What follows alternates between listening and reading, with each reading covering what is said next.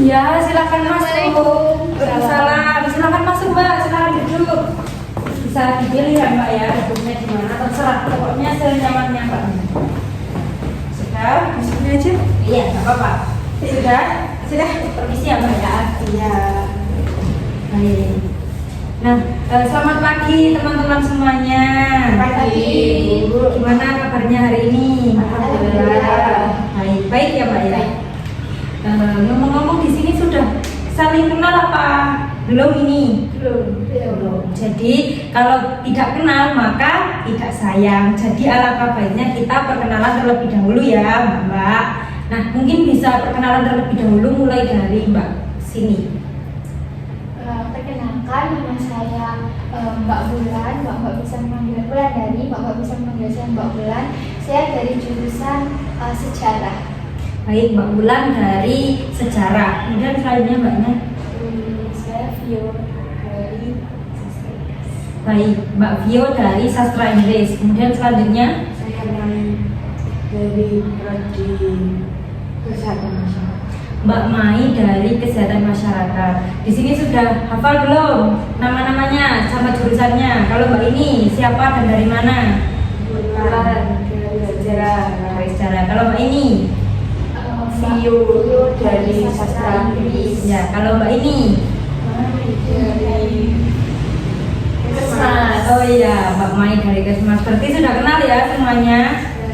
Sudah. Baik. Selanjutnya saya ya yang izin perkenalan. Baik, perkenalkan nama saya Siti Mustaljana. Teman-teman bisa memanggil saya Ibu Siti atau Mbak Siti, terserah bebas. Senyamannya Mbak-mbak aja semuanya. Gitu ya, Mbak ya. Baik. Kemudian teman-teman di sini sudah pada tahu belum kita mau melakukan kegiatan apa? Konseling. Baik. Jadi hari ini kita akan melakukan sesi konseling, yaitu konseling kelompok, di mana konseling itu adalah proses membantu seseorang atau konseling untuk menyelesaikan permasalahan yang sedang dihadapi. Kemudian dalam konteks kelompok, jadi kita akan menyelesaikan suatu permasalahan tersebut dalam konteks kelompok atau kita berdiskusi untuk menyelesaikan permasalahan tersebut. Apakah dapat dipahami? Baik, sebelum kita memulai sesi kegiatan pada kali ini, alangkah baiknya agar kita lebih akrab dan lebih mengenal lagi. Kan tadi sudah berkenalan ya. Kemudian biar lebih akrab lagi, kan kita beda-beda prodi ya. Jadi baru pertama kali berkenalan. Biar lebih akrab, kita akan melakukan ice breaking terlebih dahulu. Mau, teman-teman? Mau. Jadi ice breakingnya ini agar tujuannya kita itu saling mengenal. Jadi dari teman-teman masing-masing nanti akan Ibu pandu untuk melakukan ice breaking itu. Jadi teman-teman masing-masing menyebutkan 3 fun fact tentang diri teman-teman masing-masing dan salah satunya itu fake. Misal, contoh ya, contoh teman-teman, saya ini rajin belajar, kemudian saya rajin menabung, kemudian yang ketiga saya ini adiknya Prilly Latukonsina. Nah, yang bohong itu yang mana, yang fake? Nah, berarti bisa ditebak ya teman-teman. Nanti ketika teman-teman akan menebak akan Ibu pandu agar kita semuanya kompak. Setuju? Setuju. Baik. Mungkin ice breakingnya dimulai dari siapa dulu? Siapa ini? Siapa, Mbak? Siapa, Mbak? Apa Bulan? Bulan terlebih dahulu, bisa? Jadi saya itu suka dengan, saya itu suka ngomong juga. Saya kenal sama Karina Espa. Oh, sudah ketebak semuanya mana yang fake? 1, 2, 3. Kalau Apakah benar, Mbak? Tepuk tangan. Selanjutnya Mbak Vio. saya orang yang berani. Saya rajin mengerjakan tugas tepat waktu. Saya lucu. Nah, sudah bisa ditebak apa belum nih? Mana yang fake? Sudah? 1, 2, 3. Mengerjakan tugas. Ya, apakah benar Mbak Vio? Benar. Tepuk tangan. Terakhir Mbak Mai. Saya pendiam. Saya pintar. Saya suka makan. Nah, Sudah ketebak apa belum? Yang fake yang mana? Ya. 1, 2, 3. Pendiam. Apakah benar Mbak Mai? Yeay. Gimana teman-teman setelah ice breaking saling lebih encer nggak? Lebih enak nggak? Iya. Enak. Lagi. Lagi. Satu kali lagi ya. Apa mau menebak tentang saya? Boleh. Baik, kalau saya itu saya adalah anak yang pintar, saya adalah anak rajin, dan saya itu adalah artis. Mana yang fake? Ya benar sekali teman-teman. Saya itu nggak artis, saya hanya guru BK ya teman-teman. Baik, gitu sudah ya. Baik, sebelum kita memulai sesi konseling kelompok pada pagi hari ini, saya ingin menjelaskan terlebih dahulu untuk waktu yang akan kita gunakan pada sesi kali ini adalah 45 sampai 60 menit ya teman-teman. Nanti jadi kita kan ada 3 anggota kelompok dengan 1 pemimpin yaitu saya akan memimpin jalannya konseling kelompok pada pagi hari ini. Nah nantinya setiap pertemuan akan dibahas 1 permasalahan saja. Misal di pertemuan sekarang masalahnya Mbak Vio, kemudian di pertemuan kedua bisa selanjutnya Mbak Ulan, kemudian yang terakhir ada Mbak Mai. Nah, yang ingin saya tekankan pada teman-teman adalah saya ingin teman-teman ini berkomitmen untuk mengikuti sesi konseling dari sesi pertama sampai dengan sesi yang terakhir. Apakah teman-teman setuju? Baik, jika teman-teman setuju, nantinya juga kita akan berdiskusi permasalahan siapa yang akan kita ambil. Nah, kemudian dalam sesi konseling kita pada hari ini teman-teman bisa menceritakan secara terbuka dan secara detail, dan teman-teman tidak perlu takut untuk permasalahannya ini bocor ke orang lain, karena di dalam bimbingan dan konseling kita akan menerapkan asas kerahasiaan, di mana asas tersebut adalah kita tidak akan menceritakan permasalahan tersebut sampai di luar sesi, benar-benar sampai di dalam sesi ini saja, dan teman-teman juga bisa menerapkan hal tersebut, tidak menceritakan permasalahan ini ke luar forum konseling ini teman-teman, gitu ya. Kemudian teman-teman juga datang ke sini atas dasar kesukarelaan teman-teman, bukan tanpa paksaan atau arahan dari siapapun. Memang murni benar-benar teman-teman ini datang atas kemauan teman-teman sendiri. Apakah dapat dipahami? Baik, jadi nantinya tujuan konseling kita pada hari ini adalah pastinya akan menyelesaikan permasalahan dari yang teman-teman alami satu persatu, mulai dari Mbak Vio, Mbak Wulan, kemudian Mbak Mai. Pokoknya kita akan menyelesaikan permasalahan satu persatu, gitu ya teman-teman ya. Baik, selanjutnya mungkin teman-teman sebelum kita memilih permasalahan siapa yang akan kita bahas pada pagi hari ini, kita akan Ibu akan meminta teman-teman untuk menceritakan satu persatu secara bergantian permasalahan yang dialami oleh teman-teman saat ini. Mungkin bisa dimulai dari Mbak Wulan terlebih dahulu. Kalau saya itu kayak kecanduan gadget gitu loh Bu. Kalau misalkan kadang itu misal nggak tahu kenapa ini, cuman mungkin dulu saya suka baca buku, baca kayak novel-novel gitu. Tapi malah pas masuk kuliah tuh lebih sering scroll TikTok. Kalau misalkan nggak TikTok ya Twitter, kalau nggak ya YouTube. Bahkan ketika misalkan HP itu dicas gitu ya, baterainya habis, itu saya beralih ke laptop. Kalau misalkan laptop habis, saya mungkin beralih juga ke HP. Jadi kayak saya merasa kecanduan sosial media gitu. Baik, jadi dari permasalahannya Mbak Wulan ini adalah kecanduan gadget atau kecanduan media sosial, di mana Mbak Wulan ini tidak berhenti untuk bermain gadget. Ketika gadgetnya baterainya habis, beralih ke laptop, kemudian laptop habis, beralih ke gadget. Dan Mbak Wulan ini bingung cara mengatasi untuk tidak kecanduan itu seperti apa, gitu ya Mbak ya? Baik, mungkin selanjutnya Mbak Vio bisa menceritakan permasalahannya. Saya belum cukup bisa untuk kontrol emosi. Jadi saya disini ingin sharing, siapa tahu ibu dan teman-teman bisa bantu saya. Baik, jadi permasalahannya Mbak Vio ini adalah kesulitan untuk mengontrol emosinya Mbak Vio ya. Baik, selanjutnya mungkin Mbak Mai bisa menceritakan permasalahannya. Kalau saya itu susah untuk mengontrol jadi karena lagi. Jadi permasalahannya Mbak Mai ini adalah kesulitan untuk mengontrol mood yang dialami oleh Mbak Mai ya, mood yang naik turun itu ya Mbak Mai. Nah mungkin permasalahannya Mbak Mai sama Mbak Vio ini hampir sama ya. Mungkin bedanya di emosi sama moodnya, sama-sama tidak bisa mengontrol dengan baik gitu. Nah dari permasalahan yang sudah diceritakan oleh Mbak Ulan, Mbak Vio, dan Mbak Mai, mungkin teman-teman bisa melakukan kesepakatan permasalahan siapa sih yang akan kita bahas pada sesi pertama ini untuk yang paling masalah paling apa ya, paling urgent yang benar-benar harus kita selesaikan sekarang. Mungkin dari Mbak Ulan permasalahannya siapa? Kalau saya ada permasalahan dari Mbak Vio sih, soalnya kan dia terkait regulasi emosi ya. Mungkin pada sesi konseling ini kita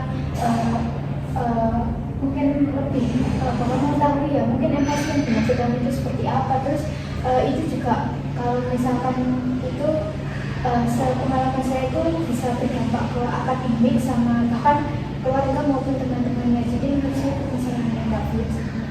Baik, kalau dari Mbak Ulan itu permasalahannya Mbak Vio yang akan kita bahas. Kalau dari Mbak Mai gimana? Kalau saya juga sama sih sama Mbak Ulan, karena kan kalau emosi itu belum aja ya ibu, kayak nangis pun juga emosi, makan juga emosi. Nah kalau dari Mbak Vio ini mengontrol emosinya lagi itu bisa dibilang urgent ya, karena bisa mempengaruhi hari-harinya selain untuk keluarga atau yang lain juga kegiatan Mbak Vio ke depannya dalam satu hari. Baik, kalau dari Mbak Mai setuju pendapatnya Mbak Ulan yaitu tentang masalahnya Mbak Vio. Kalau dari Mbak Vio sendiri gimana? Apakah setuju kalau masalahnya dibahas hari ini atau mungkin Mbak Vio ada pendapat lain? Baik, jadi Mbak Vio tidak keberatan ya jika permasalahannya akan dibahas pada sesi konseling pada pagi hari ini. Nah, mungkin langsung saja Mbak Vio bisa menceritakan secara detail mengontrol emosi, tidak bisa mengontrol emosi itu seperti apa dan emosinya itu seperti apa. Jadi saya tuh bisa bayangkan dari sebenarnya ini tuh sudah berlangsung lama, tapi saya bisa bilang kalau ternyata saya tuh belum cukup bisa untuk mengontrol emosi, terlebih emosi-emosi yang kurang baik kayak misal marah, nangis, itu saya kayak kurang bisa. Terutama marah sih, jadi saya belum bisa, kayak misal saya marah, saya lagi kepancing terus saya jadi marah, saya nggak melihat keadaan saya lagi apa di sekitar saya, seperti apa keadaannya, saya nggak melihat itu, jadi saya kayak langsung marah dan marahnya saya itu bukan yang kayak kata-kata kasar atau gimana, cuman kalimat yang muncul dari mulut saya itu selalu bikin orang sakit hati, kayak mungkin sarkas atau sebenarnya itu kalau dari nada saya juga nggak yang naik banget, iya naik tapi nggak yang muncak banget, tapi yang saya sayangkan itu kenapa saya mengeluarkan kalimat-kalimat yang membuat orang tuh sakit hati. Sebenarnya saya tuh sudah kayak saya diem, saya tahan. Tapi ada orang yang kayak ngajak ngomong, terus kayak tanya kenapa diem aja. Nah itu langsung keluar kalimat itu, karena itu ada di kepala dan itu kayak mau keluar tapi saya tahan. Ada orang ngajak ngomong, nah mulut saya kan terbuka, jadi itu langsung keluar gitu loh dari mulut saya. Nah, itu yang saya sayangkan, kenapa sih kok kayak gini gitu. Terus saya juga sering kayak saking marahnya, terus saya kayak menyayangkan diri saya sendiri, itu saya sampai nangis kayak gimana caranya gitu. Jadi permasalahan yang dialami oleh Mbak Vio ini lumayan serius ya Mbak Vio ya. Bahkan Mbak Vio ini sampai menangis kalau memikirkan apa yang sudah dilakukan oleh Mbak Vio. Dan Mbak Vio ini kesulitan untuk mengontrol apa yang sebenarnya Mbak Vio ini tahan itu dikeluarkan oleh Mbak Vio, gitu ya Mbak Vio. Nah baik, kalau boleh tahu Mbak Vio, apa sih sebenarnya hal-hal yang membuat Mbak Vio itu merasa marah? Entah dari orang-orang atau entah dari permasalahan yang Mbak Vio hadapi kemudian nggak selesai, atau bagaimana Mbak Vio sebenarnya? Macam-macam sih. Waktu itu pernah, jadi saya itu ada kelompok, di situ saya pemimpinnya. Lalu ada salah satu anggota saya itu yang kayak bilang dan nggak ada respon gitu. Nah itu saya tuh sebenarnya marah banget ke dia. Tapi dia itu tipe orang yang kalau saya tegur, kayak kalau saya marah, dia tuh bukan menghindar saya. Nah dari situ saya nggak perlu marah, saya nggak perlu marah. Biar saya bisa ngasih pengertian ke dia, saya bisa jelasin ke dia kalau dia itu salah, tapi dengan cara yang baik gitu.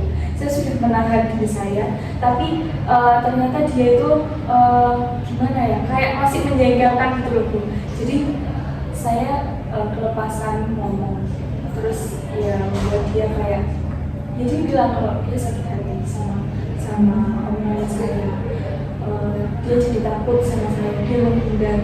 Nah di situ saya kayak, ya Allah ini kayaknya emang benar-benar yang salah itu dari saya.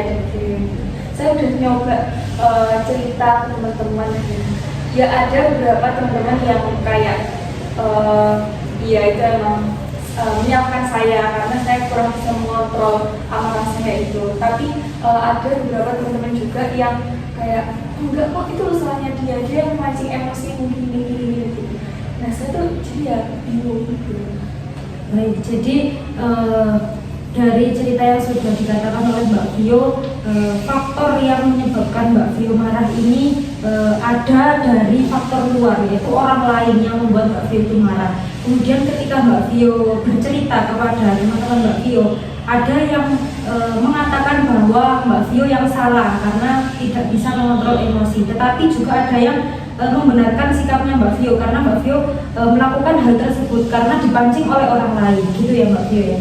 Nah dari cerita yang sudah dikatakan oleh Mbak Vio, gimana sih tanggapan dari Mbak Wulan maupun dari Mbak Man? Kalau saya yang tadi Mbak Vio bilang kalau misalkan teman-temannya ada yang pro dan kontra, ada juga yang membenarkan perilakunya Mbak Vio, padahal memang kalau menurut saya pribadi ya, kalau tidak berpihak netral gitu. Memang kalau misalkan sampai mengatakan hal yang kotor ya mungkin wajar ya temannya sakit hati. Terus tadi yang bilang kalau misalkan kamu itu benar melakukan hal itu, saya mencoba bersikap netral. Jadi kita juga saya juga nggak tahu ya apa yang waktu itu dialami oleh Mbak Vio sendiri, kemudian juga bagaimana perasaan jadi dia itu saya kan nggak tahu sih. Jadi saya nggak bakal mengenalkan siapa-siapa, tapi itu kan ke teman ya, ke teman kelompok. Tapi ketika ke keluarga atau bahkan orang tua, ketika kamu mengalami hal yang seperti itu, apakah sama juga kayak gitu? Iya, responnya apakah sama? Ya nggak apa-apa Mbak, senyamannya Mbak Vio saja. Ini Mbak Vio bisa memberikan balikan atas pertanyaan Mbak Wulan. Iya sih, keluarga juga terutama adik. Saya tuh saya merasa kesal dengan adik karena kayaknya tuh mereka tempat saya untuk membiaskan itu. Jadi kan merasa bersalah. Dan saya tuh nggak pandang siapa yang memancing emosi saya, siapa yang ada di depan saya. Yang jelas kalimat itu tuh selalu muncul gitu loh.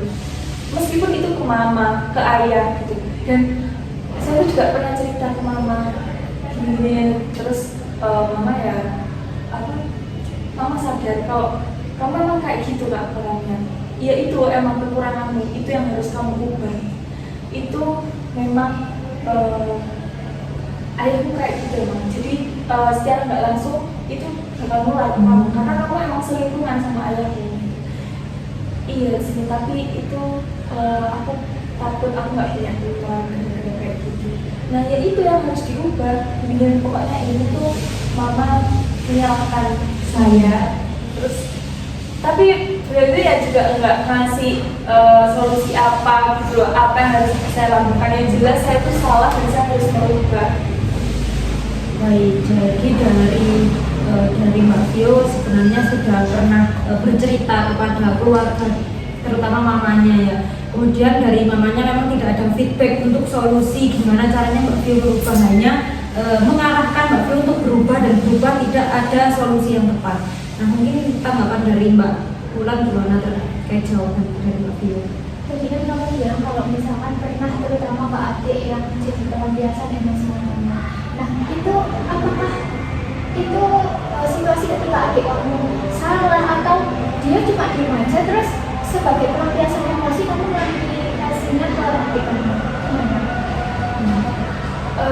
Iya sih, kayak mereka tuh terlihat sangat menjengkelkan perilakunya. Jadi saya tuh kayak bener-bener pakai nada tinggi kalau adik saya bisa dia nggak, saya kayak ngomel-ngomel yang, tapi sebenarnya kalau dipikir lagi kesalahannya itu bukan kesalahan yang fatal banget sehingga mereka bisa dapat amarah dari saya yang sangat-sangat memuncak itu. Jadi kayak apa saya kok dia adik. Terus setelah itu ya saya kayak minta maaf, oh ya dia juga etis biasa. Adik kamu kan berapa? Kelas berapa SD? Berarti itu udah rasa dia terbiasa. Nah, ketika kamu melampiaskan ke adik kamu itu apakah kamu sampai berucap kotor juga atau cuma kotor gitu? Enggak sih, kalau ucap kotor enggak. Berarti cuma kotor gitu. Baik, sudah dari Mbak Uli. Nah, kalau dari Mbak Mai, karena sebenarnya deformasi juga pernah mengalami yang dirasakan sama Mbak Vina. Kalau pernah kejadian juga di sebuah kelompok, dan di situ dia benar-benar nggak bisa dikasih tahu. Nah, tapi bedanya kalau Mbak Vio kan tadi benar-benar udah sabar dan kayak jadinya apa ya? Kalau bahasa Jawa kan ngumpet ya Mbak, jadinya ngumpet terus kayak, tapi dia ini nggak bisa dikasih tahu, nggak bisa, jadi akhirnya keluar kan. Nah, kalau saya bedanya, saya itu ngumpet, tapi ketika dia benar-benar udah nggak bisa dikasih tahu, saya tuh lebih berdiam.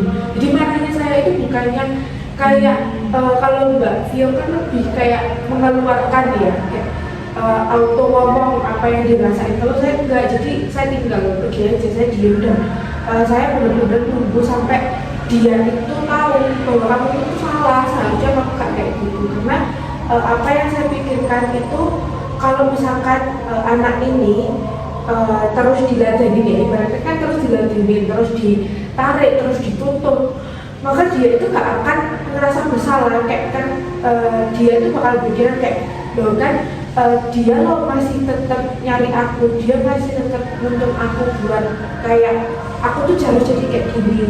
Dia udah jadinya kayak dia gak akan punya rasa bersalah. Nah, kalau kita ngediamin dia, berarti dia tuh kayak, kok orang ini udah gak ngerespon aku lagi ya, udah gak nyari aku lagi ya. Akhirnya dia kayak merasa dia itu bersalah dan dia bakal minta maaf, dan dia kayak lebih hati-hati lagi buat gak melakukan kesalahan itu. Itu sih kalau dari yang dari pengalaman saya. Mungkin Mbak Dia juga bisa buat menerapkan itu. Tapi kalau memang dari apa yang dirasakan sama Mbak Dia itu sepertinya akan sedikit sulit, karena kan Mbak Dia lebih kayak tipenya dan spontan. baik, jadi dari pengalaman yang sudah Mbak Mai katakan ini sebenarnya hampir saya pernah mengalami apa yang Mbak Vio rasakan. Cuma bedanya kalau di Mbak Vio ini mengungkapkan secara spontan, kalau Mbak Mai ini lebih ke mendiamkan anak tersebut. Nah, kemudian kalau dari Mbak Vio sendiri gimana tanggapannya terhadap sharing dari Mbak Mai? Mungkin kan dari sudut pandang penyelesaiannya itu kalian ini berbeda. Kalau dari Mbak Vio sendiri gimana? Saya cuma nggak nahan sih, sulit gitu loh. Sekali udah nahan, ya itu tadi nahan, tapi terus kepancing ya keluar loh kalimat itu. Sebenarnya saya juga pernah cerita ke teman, dia itu iya sih, aku paham banget apa yang kamu kasih, tapi coba saat kamu kayak gitu kamu diam dan kamu bilang ke dirimu untuk bisa lah nahan ini, bisa. Iya saya bisa, tapi nggak selalu bisa di semua kondisi itu. Jadi memang ada kemajuan dari saran teman saya itu, tapi dia masih ada. Contohnya kayak yang situasi yang kelompok itu tadi. Baik, jadi dari feedback dari Mbak Mai tadi sebenarnya Mbak Vio ini sudah pernah melakukan, tapi memang Mbak Vio ini tidak bisa selalu menerapkan ya Mbak Vio ya, karena memang setiap kita marah kepada seseorang pastinya emosi marahnya berbeda, kemudian apa yang kita rasakan juga berbeda, dan konteks masalahnya juga pasti berbeda. Nah, selain dari anak tersebut di dalam kelompok Mbak Vio, adakah lagi permasalahan yang membuat Mbak Vio itu yang sampai marah dan tidak bisa mengontrol? Jadi waktu itu pernah sih. Jadi itu masalah sandal. Nah, sebelum itu saya tuh udah ada situasi di mana saya tuh terpancing emosi saat ada suatu forum. Nah, saya memilih untuk keluar dari forum itu karena saya sadar kalau saya tetap di sini kayak saya bakal terpancing terus. Saya keluar, lalu saya memilih untuk sholat. Nah, setelah sholat, saya tuh nyari sandal saya, nggak ada. Terus saya tuh sudah tanyakan ke teman-teman, gimana ya sandalku gimana, selalu nggak ada yang tahu gimana. Nah, tiba-tiba ada orang lain yang pakai sandal saya dan dia itu diem aja gitu.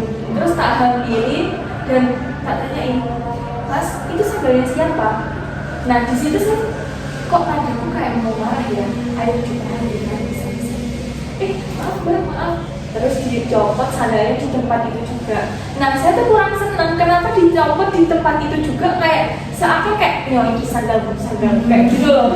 Nah, kan isi maksudnya apa? Terus saya tuh bilang kayak setengah marah kayak besok lagi kalau emang bukan punyaku sendiri nggak usah dipakai, Mas, itu namanya mencuri. Saya tuh bilang gitu, kayak saya tuh sampai nunjuk gini, terus kayak iya mbak, sandal itu tak tendang kan kayak apa gitu loh. Nah, terus setelah itu saya masuk dan saya kayak emosi karena dia, dan saat itu saya kayak sampai gemeter, saya ingin nangis gitu. Itu saya kayak benar-benar saya ada di puncak emosi. Dan saya sadar pemicu amarah saya itu bukan karena sandal itu, tapi karena emang sebenarnya saya ada pemicu lain di forum itu gitu. Terus saya mengatur pernafasan, saya mencoba relax. Orangnya datang lagi, Mbak, maaf ya, Mbak ini tuh orangnya minta maaf dan klarifikasi kalau emang orangnya tuh nggak tahu tadi kalau itu bukan punyanya teman saya. Kayak yang saya sayangkan, kenapa orangnya kok datang lagi ya? Jadi amarah saya tuh muncul lagi. Terus ya saya marah-marah sampai saya tuh kayak nunjuk terus ya sama teman-teman kayak udah sampai saya tuh sampai gemeter gitu. Kayak bener-bener itu ada di puncak saya emosi. Ya tapi setelah itu saya nyesel sih kenapa kok saya emosi ini ya kayak gitu, kayak bener-bener aku nggak bisa mengontrol emosiku gitu. Baik, dari memang dua pengalaman yang sudah diceritakan oleh Mbak Vio, memang regulasi emosinya Mbak Vio ini sangat-sangat kurang ya, karena memang permasalahan Mbak Vio ini sangat serius ya teman-teman ya, karena ibaratnya kayak sebenarnya memang sandal itu tadi ya, itu sebenarnya kan harus sepele, cuma memang berhubung sebelumnya Mbak Vio ini mengalami emosi yang mungkin Mbak Vio tidak bisa ungkapkan atau ditahan, kemudian ketambahan ada masalah kecil yang membuat Mbak Vio ini emosi, akhirnya Mbak Vio ini mengungkapkan secara lebih gitu ya, lebih ibaratnya mangkal sebelumnya diungkapkan pada saat itu juga kepada orang yang sebenarnya nggak seharusnya dia kena marah sebegitu emosinya gitu ya. Nah, dari ceritanya Mbak Vio, adakah yang mau memberikan balikan? Baik, silakan Mbak. Mau pengen ya Mbak Vio, pernah nggak sih, kan kalau tadi itu dari dua cerita ini ya kayak bisa dibilang itu permasalahannya itu kayak berurutan. Jadi sebelumnya Mbak Vio udah marah, terus jadinya berakibat ke kegiatan setelahnya. Nah, pernah nggak sih Mbak Vio itu marah di sebuah kegiatan, tapi marahnya itu nggak terlampiaskan. Nah, tapi di kegiatan setelahnya Mbak Vio ini kayak fine-fine aja, jadi rasa marahnya itu tiba-tiba hilang. Nah sih, itu kayak biasanya kalau kayak gitu ada teman saya yang tahu kayak gimana saya, teman saya yang ngasih saran itu tadi kayak apa aku tahu kamu sekarang lagi nangis gak apa-apa pokoknya tuh saya ditenangin, dihibur gitu. Jadi setelah itu ya udah bilang kayak gak apa-apa meskipun kamu gak bilang kamu marah, kami tahu kamu marah dan kamu juga gak nanya ke kamu marah kan, karena takutnya kamu marah. Jadi kamu pilih dia dan makanya aku di sini untuk hibur kamu, aku mau nenangin kamu dan harapanku kamu bisa tenang, kamu bisa kontrol emosimu dulu gitu. Jadi setelah itu ya saya kayak saya pikir iya sih emang harusnya saya tahan saja terus lagi ya Mbak.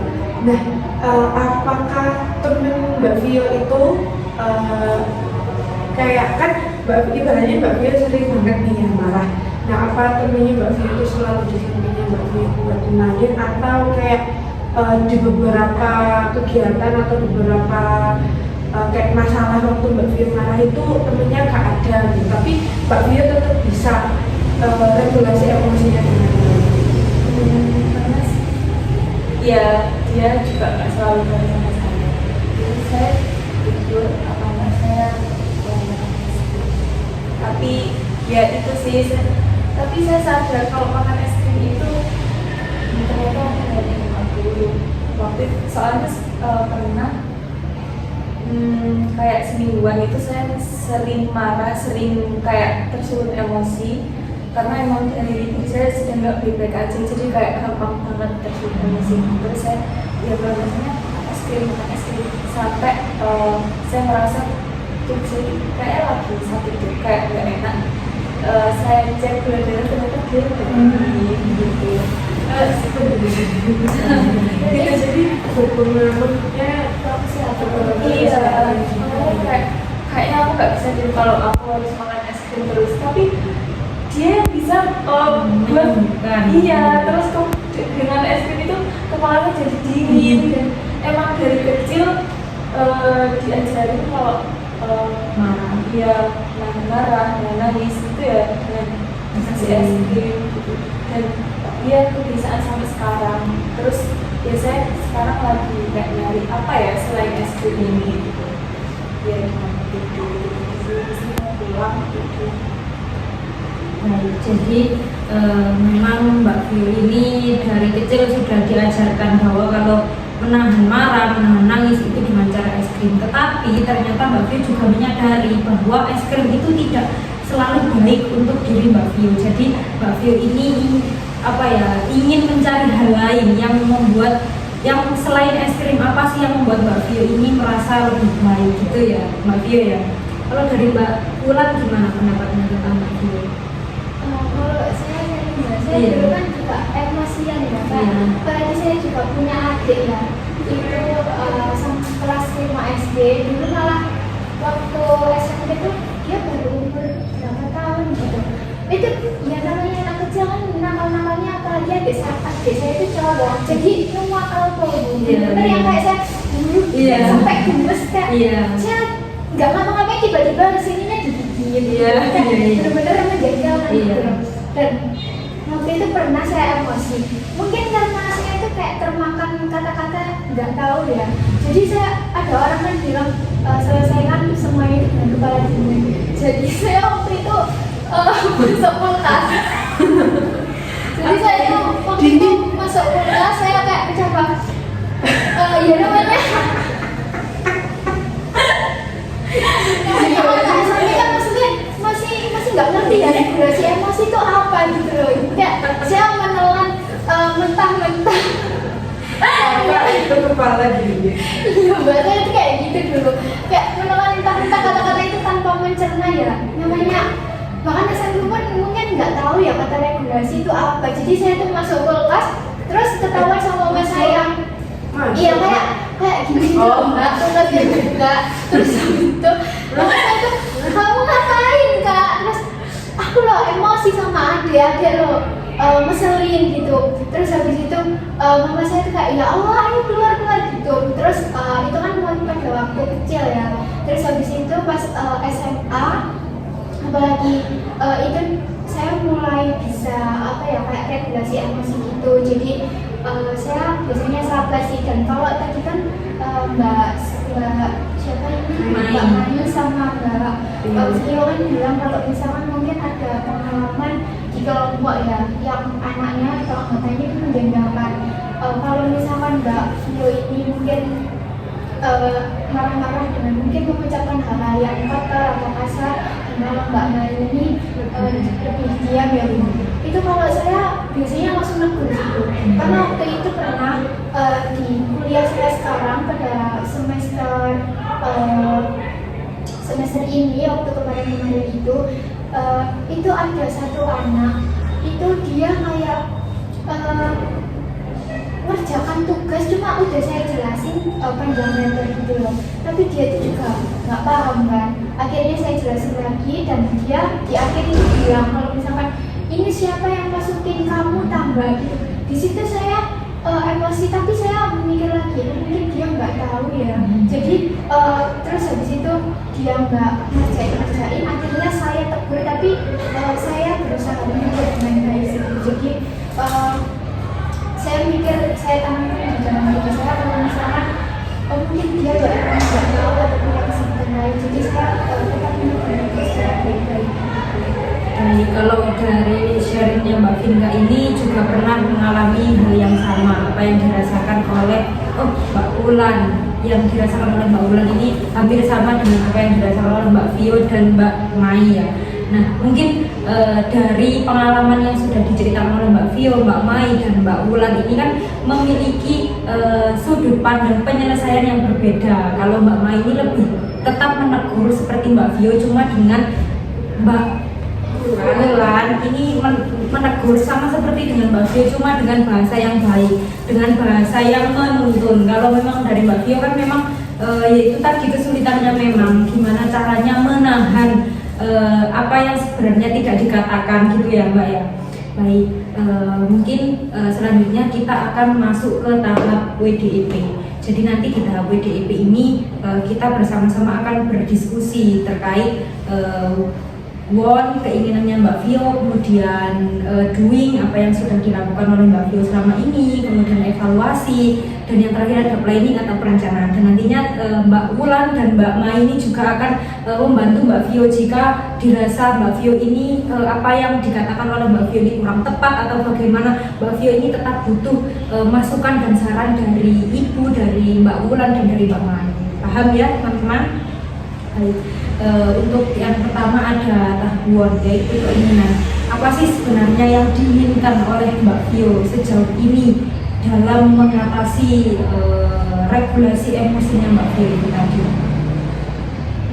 Saya ingin bisa melakukan biar kalimat-kalimat itu nggak muncul lagi. Jadi keinginan Mbak Vio saat ini adalah Mbak Vio ini memang kita nggak bisa ya kayak kita menebak kapan kita marah, kapan kita baik-baik saja. Yang paling Mbak Vio ingin atasi adalah gimana caranya agar kalimat-kalimat yang kasar atau kalimat-kalimat yang tidak pantas diucapkan itu tidak keluar, gitu ya Mbak Vio. Nah, dari keinginan yang sudah diungkapkan oleh Mbak Vio, gimana tanggapan dari teman-teman? Sebelumnya saya ingin bertanya, jadi hal yang ideal menurut kamu tadi itu ya mengenai lebih bisa mengontrol emosi agar nggak keluar kata-kata yang kasar gitu. Nah, kamu pernah nggak? Aku tadi lupa. Kamu pernah nggak coba cerita ke teman yang deket banget, atau mungkin kalau punya pasangan cerita kayak meluapin hal-hal yang ada di pikiran kamu, perasaan kamu, kalau misalkan kamu ini emosi atau bagaimana? Maksudnya saat itu, Iya, saat emosi. marah atau mungkin ketika ada hal yang mungkin kayak nggak enak gitu loh di hati kamu, itu kamu coba cerita ke pasangan atau teman atau bahkan orang-orang yang mungkin kamu rasa itu dekat banget. Itu awalnya saya ceritakan ke mama, aku mau ke mimpinya gitu, terus ya wes, terus bahasanya mama itu serangan, itu kayak yaitu mengeluarkan kalimat-kalimat yang enggak sepantasnya. Wes, diserang, ada diserang, kayak sama mama tuh apa ya, ngelakuin kayak udah kamu semangat, gimana ya, kayak menurutku itu malah gak membantu saya gitu loh. Terus kok mama harus kayak gini, terus ya kan kok gitu, saya bilang kan kamu mau biasanya kayak gitu kak, nggak marah gini gitu, malah kayak nyaman saya. Jadi ya sih kayak malah apa sih nggak banget gini kok, malah at least saya ditenangin lah gitu. Tapi malah buat saya kayak gini gitu. Terus saya nggak memilih untuk cerita ke mama soal itu. Lalu saya cerita ke teman saya yang deket ini, ya itu sih responnya kayak ya kayak ditenangin. Oke, jadi kamu pernah mencoba untuk belajar tentang mama, tapi bukannya ditenangin, tapi malah kayak apa ya? Tadi bahasa sekarang. Iya kayak disapres itu loh sama Iya. mama. Emang kamu udah salah, kamu bisa kayak gitu. Jadi kayak seolah mendukung ya. Bukan mendukung sih, kayak lebih ke sarkas, kayak malah jatuhnya Ngece. iya, intimidasi juga gitu. Tapi kamu kan tadi udah bilang kalau misalkan yang bakal teman dekat dan itu kalau dari diri kamu sendiri apakah pernah merasa mungkin lebih tenang atau kayak gimana? Iya sih, gimana sih saya juga nggak enak ya selalu ngerepotin temen saya. Sudah. Kalau di Mbak Mai gimana? Kalau saya pribadi sih apa yang terjadi sama Mbak Vio tadi itu ada keinginan yang cukup baik untuk ideal, tapi menurut saya dengan Mbak Vio punya keinginan kayak gitu itu menurut saya masih sedikit kurang, karena kan Mbak Vio tipe yang spontan ya, jadi lebih baik itu mengganti apa yang ingin disampaikan Mbak Vio itu dengan yang lebih baik yang disampaikan Mbak Bulan, tapi itu juga sudah dengan sekarang. Gimana Mbak Vio balikan dari saran dari teman-teman? Berarti menurut kita harusnya kayak masa gimana? Siapa dulu? Saya sih ideal ya, karena kan semuanya itu juga pelan-pelan. Kalau tadi Mbak Vio kan kata Mbak Mai kan spontan ya, apalagi Mbak Vio dari cerita Mbak Vio tadi juga kelihatannya emang orang yang spontan kayak langsung gitu kan Bu. Nah mungkin kita emang nggak bisa langsung merubah, karena kan juga yang namanya orang manusia kan semuanya juga butuh proses usaha pelan-pelan. Jadi kata mengontrol itu menurut saya juga udah bagus sih, karena kan juga yang nggak secara instan gitu, jadi pelan-pelan pasti bisa mengontrolnya. Gimana kalau Mbak Mai?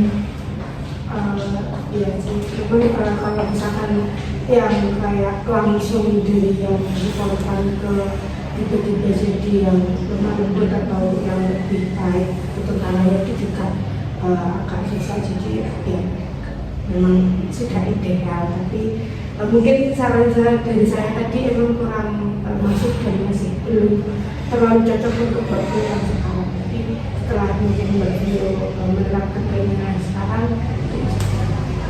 Gimana Mbak Vio? Sudah. Baik, memang perlu diketahui ya teman-teman semua, memang tidak bisa secara instan, pasti pelan-pelan bertahan. Nggak apa-apa Mbak Vio, pelan-pelan, nggak harus langsung Mbak Vio itu langsung jadi anak yang nggak pemarah. Justru itu terkesan lebih aneh, karena memang notabene-nya Mbak Vio menerapkan hal tersebut kayak misal langsung itu seakan-akan Mbak Vio itu tidak bisa menjadi diri Mbak Vio sesungguhnya. Yang paling harus kita selesaikan atau kita notice ya Mbak Vio ya, ibaratnya Mbak Vio itu tetap menjadi diri Mbak Vio sendiri, tetapi dengan versi yang lebih baik lagi, dan itu membutuhkan proses dan tidak singkat. Jadi Mbak Vio tidak perlu terburu-buru, dan menurut saya keinginan yang sudah dikatakan oleh Mbak Vio itu cukup ideal, karena memang pelan-pelan kita mulai dari mengontrol diri kita dulu, kemudian kita belajar menerapkan dan lain-lain gitu ya Mbak Vio ya. Karena Ibu boleh sharing. Baik, jadi kalau dari Ibu pribadi juga sering mengalami apa yang dirasakan oleh Mbak Vio ketika kita dihadapkan kepada sesuatu atau seseorang yang membuat kita marah. yang benar-benar meluap-luap itu, bahkan marahnya itu nggak benar di titik kayak nggak mood gitu aja. Kalau misal nggak mood, kita bisa pergi, kita bisa mengalihkan sesuatu yang membuat kita nggak mood itu dengan hal lain. Tapi kalau memang marah itu benar-benar kayak rasanya kita itu apa ya, kita ingin menyemprot orang yang membuat kita marah itu di depan kita langsung gitu. Nah kalau saya itu memang saya jujur dulu saya nggak bisa Mbak Vio untuk mengendalikan hal tersebut. Bahkan saya juga seperti Mbak Vio, ketika saya marah saya langsung mengungkapkan. Karena apa? Ketika saya marah kemudian saya mengungkapkan, disitulah letak saya kelegaan di dalam diri saya. Karena saya merasa ketika saya sudah mengatakan hal tersebut, saya merasa bahwa apa yang ada di kepala saya yang sangat panas ini itu kayak terluapkan. Tetapi memang setelah kejadian tersebut, ketika saya merenung kemudian memikirkan kembali, saya menyesal. Kenapa sih kok harus saya marah? Kalau orang yang saya marahi tersebut tadi sakit hati, itu akan berdampak kepada diri saya. Ibaratnya kayak apa ya, orang yang sakit hati itu kan doanya pasti kayak terkabul. Takutnya dia itu doa yang jelek-jelek kepada saya. Nah akhirnya dari situ Mbak Vio, saya itu kayak berpikir, oh berarti memang hal yang sudah saya lakukan itu nggak baik. Gimana sih caranya saya itu ketika marah jangan sampai merugikan orang lain. Saya marah ini tuh sebenarnya salah, karena memang kita itu kan mau marah, mau bahagia itu kan sebuah pilihan yang bisa kita pilih, dan kita juga nggak tahu kapan sih ketika kita marah, kapan kita bahagia. Jadi gimana caranya kita ketika marah jangan sampai merugikan orang lain. Nah akhirnya saya kayak setelah saya kan juga mudah marah, gampang marah, cuma memang saya akhirnya ini sedikit menemukan gimana sih caranya saya itu biar nggak marah. Kalau dari saya itu Mbak Vio, ketika saya marah saya lebih cenderung menghindar, segera menghindar secepat mungkin, dan saya nangis. Karena apa? Ketika saya menghindar saja, kalau misal nggak mood menghindar mungkin bisa lebih baik lagi. Tapi kalau marah saya menghindar itu tidak langsung bisa menyembuhkan saya. Masih ada perasaan dendam, marah dan panas di dalam otak saya. Jadi saya nangis senangis-nangisnya, bahkan itu adalah bentuk luapan emosi saya. Jadi saya menangis, tapi nggak lama. Kalau misal kayak bener-bener yang kayak justru ya, kalau saya ketika nangis, ketika saya meluapin emosi, saya tuh nggak suka ada temennya.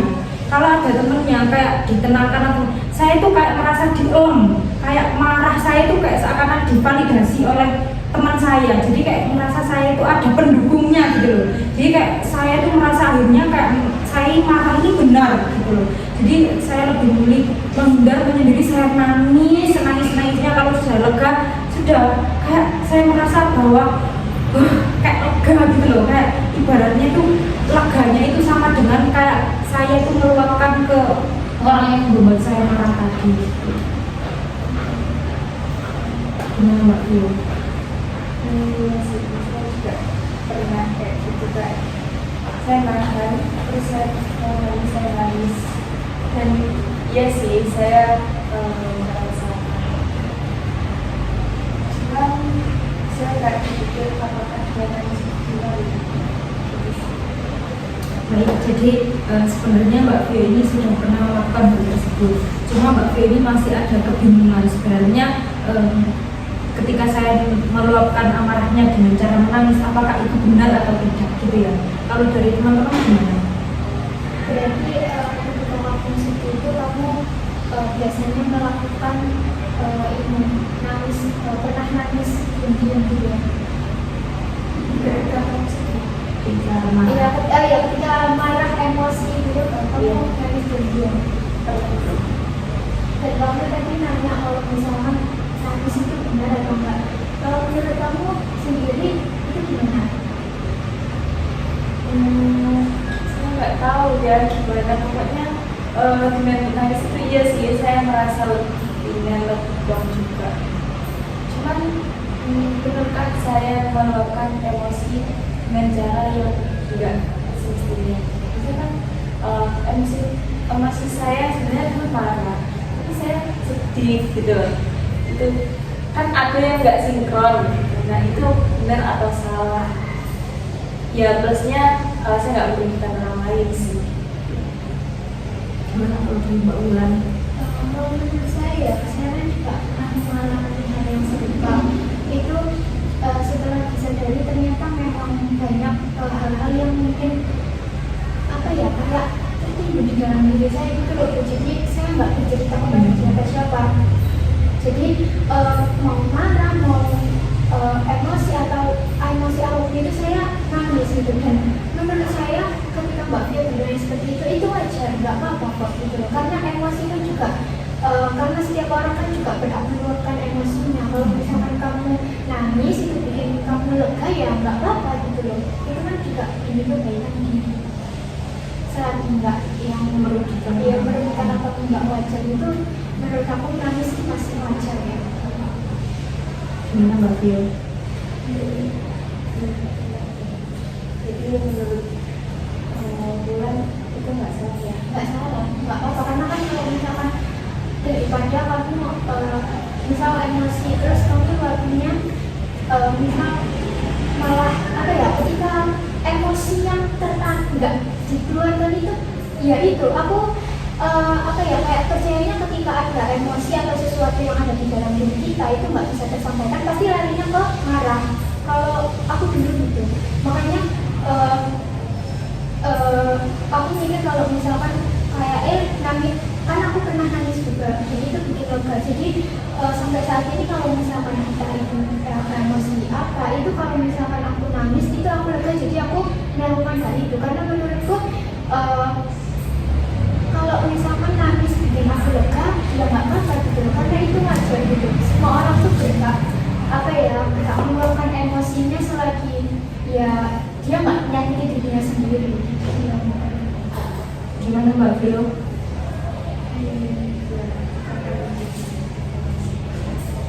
Kalau dari Mbak Mani gimana? Sebenarnya saya juga sama seperti yang disampaikan oleh Ibu dan Bulan. Saya dulunya juga sebenarnya seorang yang pemarah, bahkan hal yang saya lakukan ketika marah itu lebih baik daripada yang dilakukan sama Ibu dan Vio. Jadi saya dulu ketika marah itu saya biasanya membanting sesuatu apapun yang ada di sekitar saya. Jadi ketika saya marah kayak contohnya lah kayak ada satu anak yang benar-benar dia itu buat saya marah di kelas di sekolah.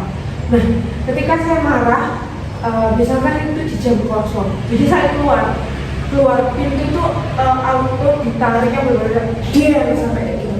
Nah itu tuh bisa dibilang sering banget waktu saya SMP. Jadi saya bahkan dari saya SD kelas 6 sampai saya SMP kelas 9 itu saya masih kayak gitu. Bahkan pintu di kamar saya kan pintu yang apa sih namanya itu yang gerengan yang lerengan gitu kan. Itu sampai dia itu baut-bautnya terus kayak engsel-engsel itu sampai lepas karena saking seringnya kalau saya marah itu saya bangun. Nah ketika saya masuk SMA saya marah itu saya kan nggak bisa ya misalnya saya tidak ada di lingkungan asrama. Saya kalau misalkan marah membantu sesuatu berarti kan saya merusakkan fasilitasnya asrama, otomatis kan saya nanti kena denda, kena kayak gitu. Akhirnya gimana sih caranya aku biar bisa lari dari membantu sesuatu atau membawa sesuatu. Akhirnya ya pilihannya adalah nangis, tapi waktu itu saya tak bisa nangis banget. Jadi bisa dibilang saya dalam 3 tahun SMA saya nangis hanya 1 tahun 1 atau 2 kali. Dan itu benar-benar ketika saya merasa udah di titik marah, ya benar sama apa yang disampaikan Mbak Ulan. Kalau misalkan kamu udah benar-benar kecewa, kamu udah benar-benar marah, apa sih yang bisa dilakuin biar gak merugikan orang lain? Ya nangis, karena sebenarnya nangis adalah emosi juga, tapi bedanya kalau marah kan bisa merugikan, kalau nangis itu yang merugikan diri sendiri. Dan apa ya, kalau marah kan meluapkannya kayak lebih ke sesuatu yang keras kayak gitu kan. Kalau nangis itu lebih ke yang kayak yang santai, tapi kita tuh tetap bisa meluapkan emosi kita. Bahkan sebenarnya Mbak lewat nangis pun itu juga bisa marah. Dengan cara apa sih? Dengan kamu nangis itu yang kayak sampai teriak. Tahu kan biasanya kayak kalau orang yang suapek kan itu sampai kayak kayak gitu. Nah itu juga itu emosi Mbak. Jadi sebenarnya kalau misalkan tadi Mbak Vio bilang itu baik nggak sih, itu sesuai nggak sih, itu sesuai karena ya mereka itu masih berkaitan gitu loh. Nangis sama marah itu dua-duanya adalah emosi, bahkan kecewa itu juga bisa dibilang emosi. Jadi kalau misalkan Mbak udah kecewa ya, terus Mbak timbul marah dan diakhiri dengan Mbak nangis, itu tuh adalah hal yang wajar karena ketiganya itu juga memiliki keterkaitan, itu namanya emosi. Jadi nangis itu adalah emosi yang benar-benar bisa dibilang akhir dari segala emosi. Kalau misalkan Mbak Vio nggak bisa marah, Gimana Mbak Vio tanggapan dari saran Bapak sharingnya teman-teman? Ya, ternyata Baik, jadi dari diskusi ini tadi Mbak Vio kayak menangkap bahwa ternyata menemukan jawaban lah bahwa ternyata nangis, meluapkan marah melalui nangis itu sebenarnya nggak salah, itu adalah hal yang wajar. Apalagi kita manusia pasti nggak luput dari kesalahan, kalau dia kemarahan, kecewa dan lain-lain gitu. Nah, sejauh ini apa sih yang sudah dilakukan oleh Mbak Vio dalam mengontrol emosi yang semakin meluap itu? Entah Mbak Vio tadi juga mengatakan bahwa Mbak Vio pernah menangis, atau mungkin ada hal lain yang sudah Mbak Vio lakukan untuk menghindari atau mengatasi kemarahan yang meluap-luap itu tadi Mbak Vio. tadi kayak mengestin, terus tidur, terus saya juga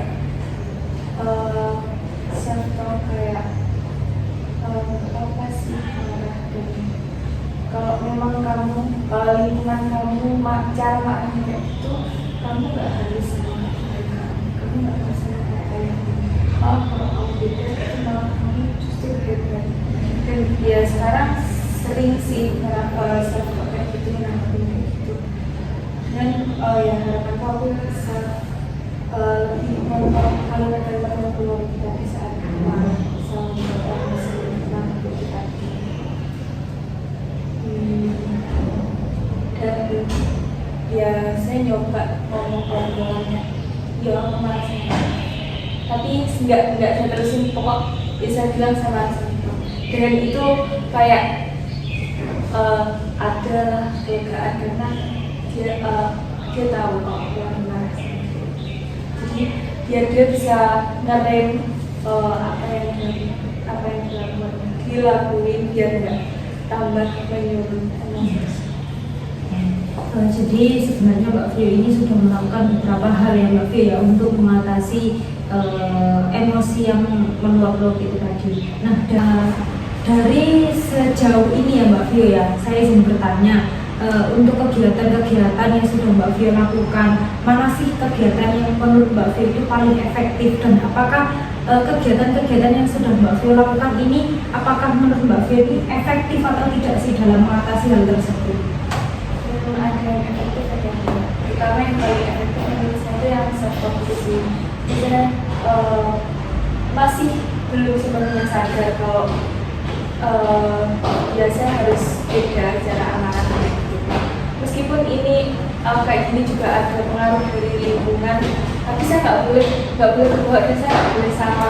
Saya sadar kayak gitu lingkungannya itu malah membawa negatif ke saya, jadi saya harus bisa nolak. Makanya saya mungkin kayaknya tiap hari sih sekarang saya selalu kayak, oke hari ini nggak apa-apa ya marah, tapi tetap kontrol. Meskipun lingkungan kamu sebelumnya ngasih contoh cara meluapin marahnya itu dengan kayak gitu, dan kamu sudah sadar kalau sekarang kalau cara kayak gitu salah.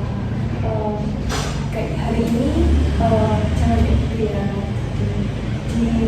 ditahan dulu, diri dulu, coba dipikir dulu gimana dari sudut pandang yang berbeda. Kalau ada masalah, nggak hanya dari sudut pandang aku yang tertimpa masalah, tapi jadi ya inginnya biar sadar dulu sih, siap tidur dan ya percaya. Baik, jadi dari kegiatan-kegiatan yang sudah Mbak Vio lakukan ini, menurut Mbak Vio adalah yang paling efektif, yaitu tadi self talk ya, berbicara pada diri sendiri ya Mbak Vio ya, menenangkan ibaratnya kayak mempupuk dirinya sendiri gitu ya Mbak ya. Kemudian yang kedua ada tidur, itu sangat sangat memang ya saya juga merasa bahwa tidur itu seperti kayak mengistirahatkan diri saya dari hiruk pikuk ragam manusia yang banyak sekali macamnya gitu ya teman.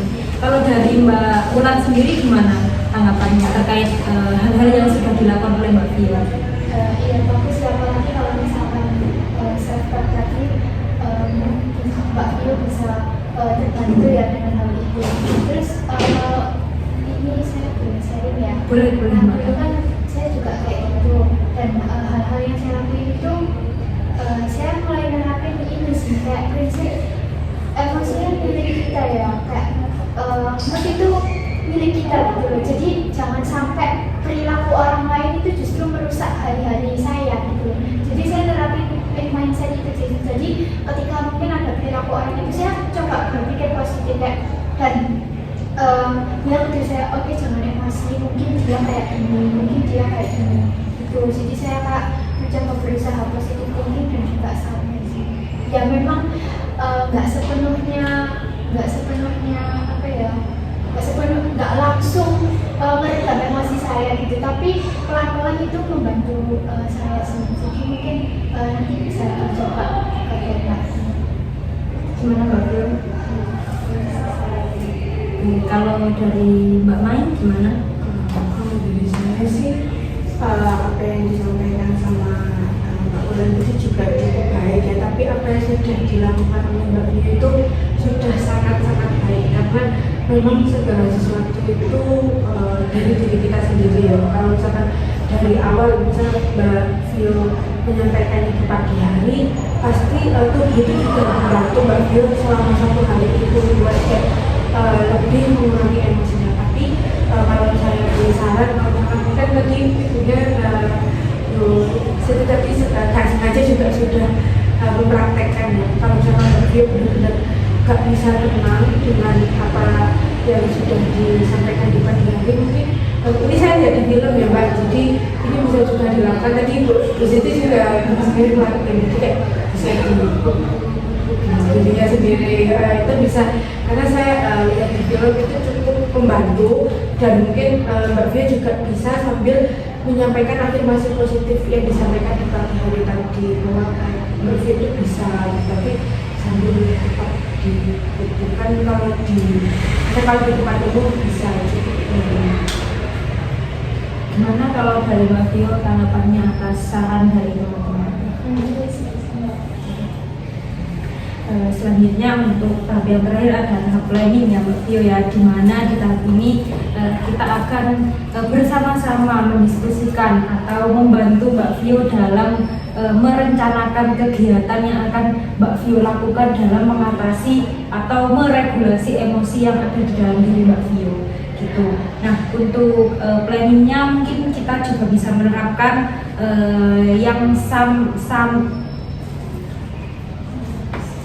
Sami C3. Nah, di mana di situ secara sederhana, simpel dan pastinya sangat membantu Mbak Vio tadi gitu ya Mbak Vio ya. Nah, baik, selanjutnya dari saran-saran yang sudah diungkapkan oleh teman-teman, apa sih yang akan Mbak Vio lakukan dalam mengatasi atau meregulasi emosi Mbak Vio? Ya, kayak dua cara yang udah saya lakukan itu. Terus saya juga mau positivity therapy. Jadi lebih ke gimana saya memandang gimana dari POV lain. Baik, jadi Mbak Vio tadi juga sudah menemukan dua hal yang efektif yang bisa meregulasi emosinya Mbak Vio. Kemudian tadi juga ditambahkan oleh saran-saran dari teman-teman.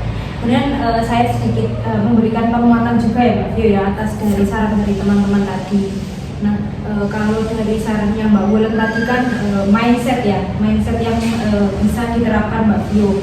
Nah, mungkin Mbak Vio juga bisa menerapkan hal tersebut karena apa? Karena memang di dalam teorinya kognitif, memang ketika kita memikirkan sesuatu yang di dalam teorinya kognitif, ketika kita memikirkan sesuatu yang positif, sebenarnya kan yang membuat kita marah sebenarnya bukan pengalaman atau bukan kejadian tersebut, tapi bagaimana belief kita menangkap dari kejadian tersebut.